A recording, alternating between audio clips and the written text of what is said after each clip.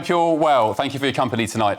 In America, the Department of Homeland Security, their version of the Home Office, is offering up to $3,000 and free travel for illegal migrants who voluntarily leave the country by the end of this year, so just a few weeks left. Under President Trump's stricter immigration policies, officials say the programme helps avoid the average $17,000 cost of arresting, detaining and removing illegal migrants from the United States. Here's what the Homeland Security Secretary, Kristi Noem, had to say earlier today. If you voluntarily want to go home now to your country, if you're in this United States of America illegally, we will give you $3,000 through the holidays to send you home. We'll buy you a ticket, give you $3,000 to go home. Raise your hand. We'll help you get home. We'll facilitate it, and you might get the chance to come back to this country the right way someday. If you wait until we interdict you and detain you and arrest you and have to deport you ourselves, you'll never get the chance to come back. So just as some context, the Trump administration in just 12 months has said goodbye to around 2.5 million illegal migrants, around 600,000 of those forcibly removed by ICE, the guys I went out on the road with in Florida some weeks ago, and the rest voluntarily self-deported.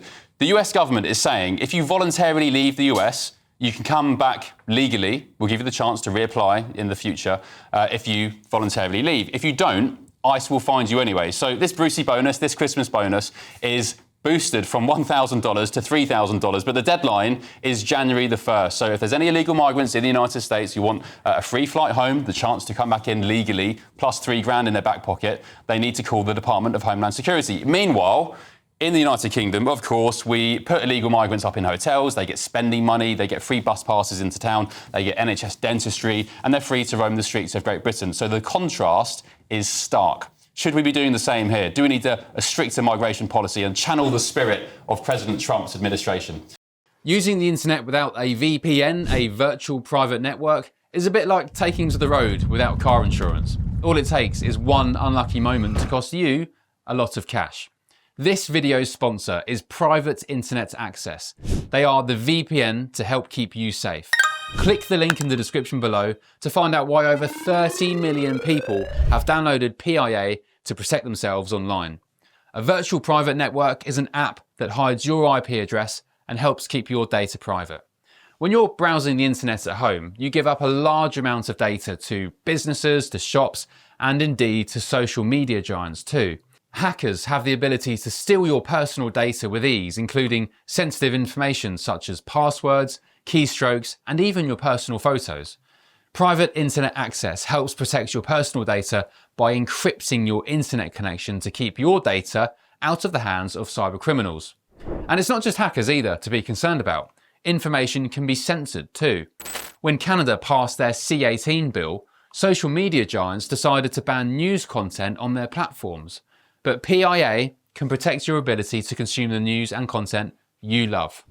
Private Internet Access is available for Windows users, Mac OS, Android, Linux, iOS, and you can use one PIA subscription to protect an unlimited amount of devices. And we've got a huge GB News discount for you too. Click the link in this video's description and you'll get a massive 83% off PIA. That's under £2 a month, the price of a coffee, and you'll get an extra 4 months completely free on top. Also, there's a 30-day money-back guarantee too.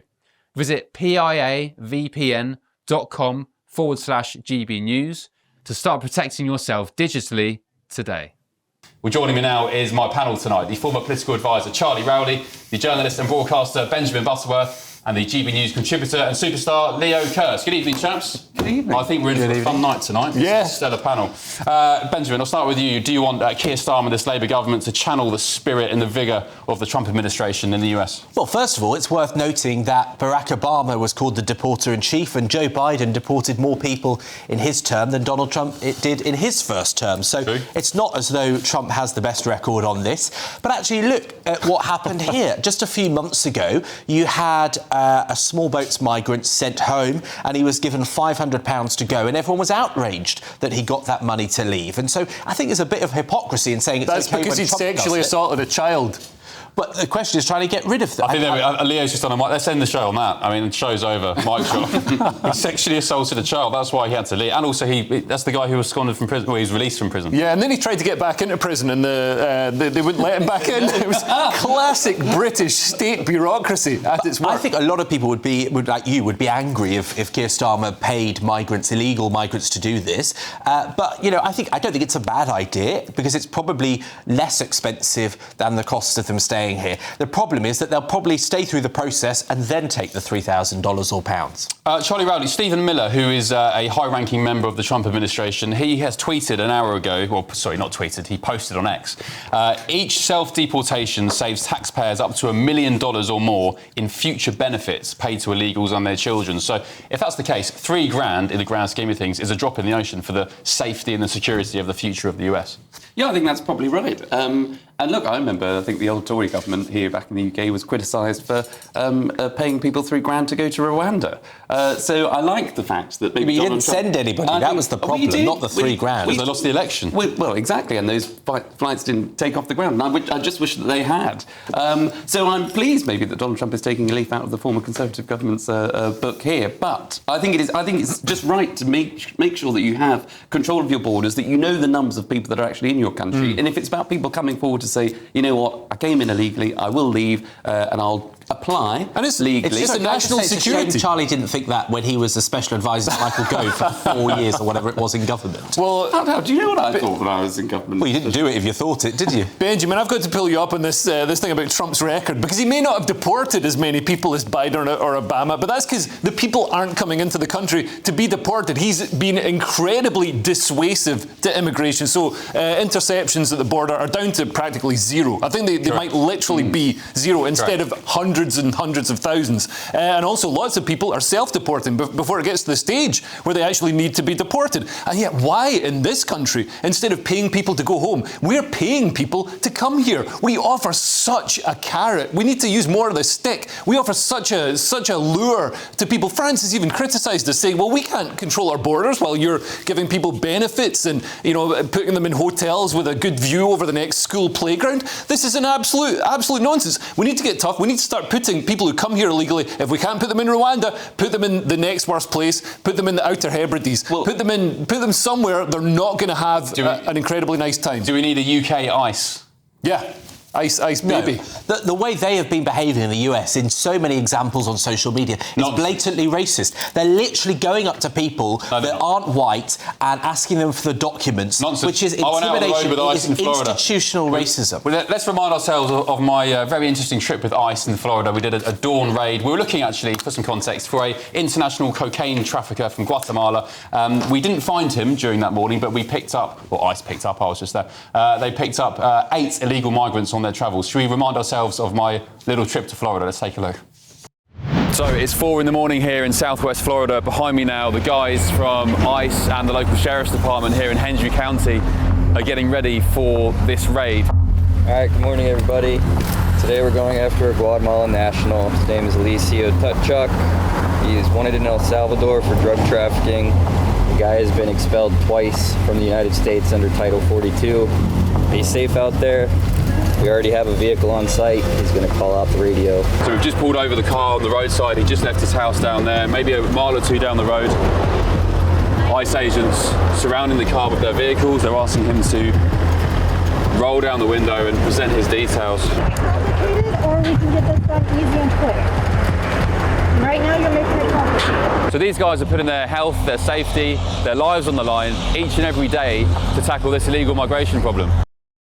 So I was lucky enough to get a little snippet, Benjamin, of what ICE do, and they picked up in just a few hours 8 or 9 illegal migrants. So it's no surprise they've got, 600,000 now for this year. Can you just remind viewers and listeners what you said when that clip came on? But hang on, what happened there? Serious matters first. What happened there is that they had intelligence on an individual and they were seeking out that person. Yeah. Clearly that's what authorities should do. But just going around supermarkets or going in the streets of major cities and saying, well, you've got a different accent, you've got a different colour skin to white people, and then what do you think? What do you think migrants? That is authoritarianism. What do you think? No, do you think migrants are coming in from like Norway? Do you think they're coming in? Illegal migrants are coming in from Britain. I would love the chance to be able to go to America as as an illegal migrant. I can't, because I'm British, I've got to follow all these rules, which means I don't ever get in. Why should that mean that when you see a black person, you just round them up, which is what ICE does in the US? They're not rounding them up. They're making inquiries, which seems fair enough. But I think by the way, they all go to an immigration judge or tribunal. They're not just arrested and then kicked out hours later. But the many people that just happen to be of Spanish descent or a different ethnicity, why should they be treated like that? They're then released. Let me answer your question. I'll tell you why. Because over the last 14 years, when we tried to get on top of this issue, it was a Labour opposition that thwarted 14 times a National Security and Borders Bill to stop deportations taking place. Yep. It then has the audacity to appoint, well, in America, not so much, but in the UK, we have left-wing judges that will block any kind of deportation should the Border Security and Border Force actually identify these people. This was a Labour government that came in, by the way, on the pledge to say that they were going to recruit more Border Force officials. To do what exactly? To basically put people up in hotels, to give them free dental dentist treatment and NHS care, all at the taxpayer's expense. I've also got a great comment here from Kim S on gbnews.com/your site. Kim, good morning. Thank you for this. You've said, in the UK, they'll be back for another $3,000. You can guarantee. You can guarantee that the Trump administration will be taking fingerprints and DNA. That won't happen in this country. That is true. You're joking, but it's true. We'll pay them $3,000 to leave, and they'll come back in on a boat. But it's not true, because you now have to give biometrics to get into the country. That's one of the things we put in place that many European countries don't. At some point, I mean, this is a security issue. We've seen the attacks, like the Bondi attack last week. At some point, there's the risk of a catastrophic attack happening in the UK as a result of our open borders, and then blood is going to be on the hands of the people who enabled it. Yeah. Let me go to my next guest, who's waiting patiently down the line. It's the global security expert and journalist, Dr. Azim Ibrahim. Dr. Azim, thank you for waiting there. Appreciate it. What's your take on this? It seems like it's some sort of supermarket deal from the grocers. Leave before January the 1st, Black Friday offer kind of thing, Christmas sales, $3,000, and you can come back maybe in the future. Good idea? Well, Ben, you have to remember that this is a central campaign pledge of President Trump, and he seems to be effectively carrying it out. It seems to be going through a number of phases. But the only reason this is going to actually work, and the only reason it is working, is because they actually have a deterrent at the same time, a very effective deterrent. ICE has been extremely effective in rounding up illegal immigrants and deporting them. And as you mentioned, that this is exponentially cheaper than actually going through that process. So this is giving everybody the option that you can voluntarily self-deport, get $3,000, and you may have a chance to come back, or ICE will catch you. Unfortunately, in the United Kingdom, we don't have anything equivalent. We don't have any deterrent whatsoever. So even if you were to increase that sum substantially, it is much more cost effective and much more beneficial for illegal migrants to stay put in the United Kingdom and benefit from the largesse that are being handed out to them than to self-deport. The whole question is about deterrent, to get ahead of the curve and self-deport, and that's just not going to work in the UK. Dr. Azim, what do you make of Benjamin Butterworth's comments that ICE in America are just rounding people up based on the colour of their skin? Obviously, ICE has to have some sort of inquiries, but they're following very closely the legal process as far as I'm aware. And, there will be inquiries, there will be obviously investigations, but it goes through a immigration tribunal before anybody is deported. It's expected that few people may slip up here and there, and that's expected in any large-scale operation that's brand new of this kind of nature. But, by and large, it's been extremely effective. And once again, as I mentioned, it's about deterrence. And as your other guest, Leo, mentioned that, illegal immigration in the United States has almost come down to zero. And so Trump has essentially had, a very effective policy, which he has now executed and implemented. Yeah, and just finally, it's not just illegal migration they're cracking down on in the States. Maybe this will come to Britain's shores in the years to come. They're also talking about, President Trump himself posting on Truth Social just weeks ago about remigration, saying they're going to be looking at green card holders, people with certain visas. He's not just going for illegals, he's going for people who he claims don't share the same aspirations and vision of what America is. Yeah, unfortunately in the UK we have a very different situation. We've had so many illegal migrants, undocumented, coming through the post that if we were to enact a policy of re-immigration, it's going to take quite a long time. And I think that should be the priority of any new government in the UK, is to essentially deter anybody coming in the future, that eventually you will be deported. There is no mechanism by which you'll get indefinite leave to remain, which I believe is something that should be abolished anyway. Many countries don't have that indefinite leave to remain, that after a certain amount of time you just become a naturalised citizen. And we've seen this, how ineffective this is. In Sweden, we've seen the numbers that 79% of people who are asylum seekers go back to the countries of origin after they've gotten their citizenship. So the same countries that they are fleeing from, 4 out of 5 people go back to that country as a holiday. So it just shows you how completely dysfunctional the entire system is and how badly it's being abused. Yeah. Dr. Azim, thank you. Appreciate your contributions and for staying up with us. That's Dr. Azim Ibrahim, global security expert and journalist. Leo Kearse, what do you make of remigration? Yeah, I think we're reaching the point where just social disharmony is pushing the issue. We've got now ethnic enclaves in the UK that mean that when people arrive, they don't have a chance to sort of acclimatise and become British because they're going into a culture that isn't British. It's imported.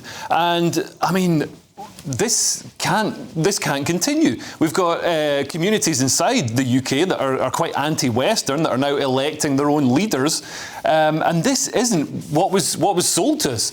When we're told of the wonders of multiculturalism by Tony Blair, and I think it's a concerted effort by some on the left, and the left even admitted to it. It's an attempt to rub the right's nose in diversity and tilt the electoral playing field, so they bring in people who tend to vote left-wing. And then they've gerrymandered the vote for generations. You've brought in people who are going to vote for Labour, going to vote Green, they're going to vote for whatever communist bloc that's running, and it disenfranchises native British people. Yeah, that is the most generous, probably most common sense explanation for uncontrolled mass migration. And of course, it was your lot. Call me a conspiracy theorist. I'm sure Benjamin will. I think the electorate, I think the great British people were punished for daring to vote for Brexit. By your lot, primarily, who were in power, Charlie Rowley, the Boris wave. The Boris wave, 1.2 million. I think the silly people, the plebs who dared vote for Brexit were punished. He said, OK, you want no migration? Here's migration for you. Well, I don't think that's strictly true. There was undoubtedly... It can never be proven. There's undoubtedly a wave... speak for themselves. Well, yeah, but undoubtedly a wave of people that came into the country, after COVID, and I think on the back of Brexit to try and fill, positions that Would you like to apologise for that?